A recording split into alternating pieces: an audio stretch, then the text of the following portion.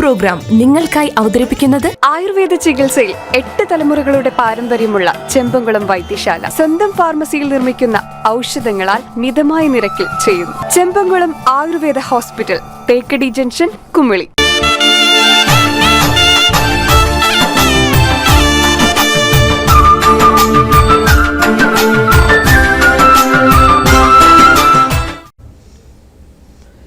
മകരവിളക്കിന് ശബരിമല നട തുറന്ന ശേഷം ദർശനത്തിനെത്തിയത് 10 ലക്ഷത്തോളം ഭക്തർ. നിലവിൽ കനത്ത നിയന്ത്രണമാണ് ദേവസ്വം ബോർഡ് ഏർപ്പെടുത്തിയിരിക്കുന്നത്.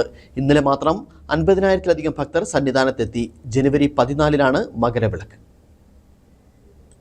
മകരവിളക്കിന് ശബരിമല നട തുറന്നത് മുതൽ വലിയ ഭക്തജനത്തിരക്കാണ് ശബരിമലയിൽ ഉണ്ടായത്. 11 മുതൽ കനത്ത നിയന്ത്രണമാണ് ശബരിമലയിലും സന്നിധാനത്തും ഏർപ്പെടുത്തിയിരിക്കുന്നത്. 13, 14 തീയതികളിൽ സ്പോട്ട് ബുക്കിംഗ് 5000-ആയി നിജപ്പെടുത്തിയിട്ടുണ്ട്. നാളെ 35,000-ഉം 14-ന് 30,000-ഉം എന്നിങ്ങനെയാണ് വെർച്വൽ ക്യൂ ബുക്കിംഗ്. കാനന പാതയിലും തിരക്ക് വർദ്ധിച്ചതിനാൽ ഇതുവഴിയും നിയന്ത്രണം ഏർപ്പെടുത്തിയിട്ടുണ്ട്. ഇന്നലെ നടയടയ്ക്കും വരെ ശബരിമലയിൽ ദർശനത്തിനെത്തിയത് 50,000-ന് മുകളിൽ ഭക്തരാണ്. മകരവിളക്ക് മഹോത്സവത്തോടനുബന്ധിച്ച് ശബരിമല നട തുറന്നതിന് ശേഷം ഇതുവരെ 10 ലക്ഷത്തിലധികം ഭക്തർ സന്നിധാനത്ത് ദർശനം നടത്തി.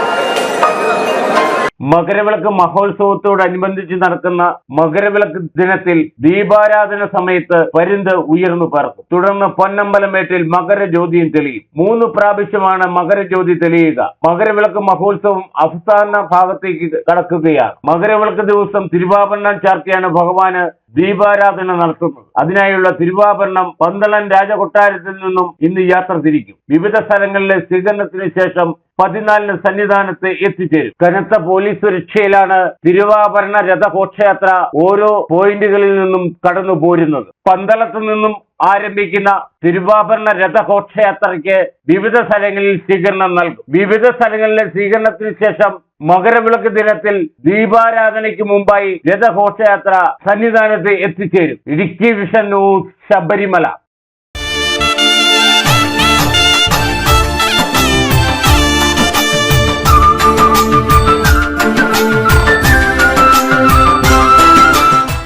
പ്രോഗ്രാം നിങ്ങൾക്കായി അവതരിപ്പിച്ചത് ആയുർവേദ ചികിത്സയിൽ 8 തലമുറകളുടെ പാരമ്പര്യമുള്ള ചെമ്പംകുളം വൈദ്യശാല സ്വന്തം ഫാർമസിയിൽ നിർമ്മിക്കുന്ന ഔഷധങ്ങളാൽ മിതമായ നിരക്കിൽ ചെയ്യുന്നു. Chembankulam Ayurveda hospital, Thekkady junction, Kumily.